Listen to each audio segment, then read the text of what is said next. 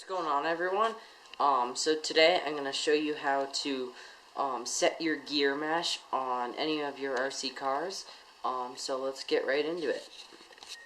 Okay, so I've removed my wheel, which is down here, and then taken off the gear cover, of course. But you got your pinion gear right here and your spur gear. So the bigger one is always the spur, and this is the pinion. This is actually, wow, it's actually really loose. Not too bad. Anyways, so what you do is you want to check the mesh right now. This is about the perfect mesh. Just that little bit of play, but I'm going to actually show you how to set it. So you're going to want to, and you loosen those up.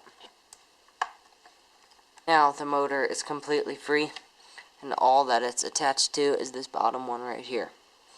So with that being said, let me zoom in a little more,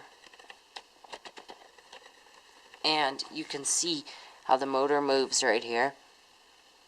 Now you just want to find that perfect spot where there's not too much play, but just enough. So the best way to do this is get a piece of paper, and take the piece of paper, and you're going to want to put it in between these gears, the pinion and spur, and then clamp this down. So clamp them together, and then put that screw in at the bottom, which is right here. And then just pull that out, and there you go. You got just enough play in between those gears.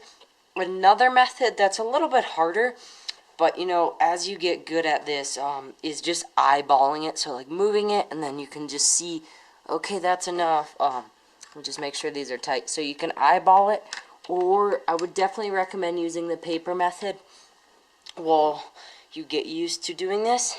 And setting the gear mesh is a really big thing, because if it's too tight or too loose, well, I know from experience, if it's too loose, the gear on the motor, which is the pinion gear, is going to start stripping the spur. And if your spur's plastic like this one is, it's going to cause some issues. So if anything starts stripping, always check your mesh. Now let's go take a look at another type of gear mesh to set. So the next one I wanted to look at is this TRX4 one. Once you got these 3 screws removed, this just pops out like this, and you can take a look at it. So let's just pop that off. Now look how different it is. You don't really have to set the gear mesh. It's all just screws, which is screw holes with there we go.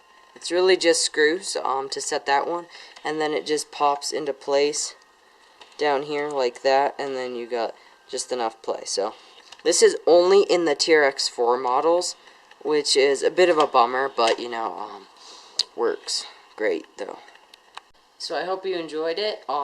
Gear meshes is hard, but I hope this helped you figure out how to do it, and once you get it, it's easy. I had a big issue with stripping out gears, and turns out the whole problem was the gear mesh or the slipper clutch, which I will make another video on later. So don't forget to subscribe, like, comment, and we'll catch you in the next one.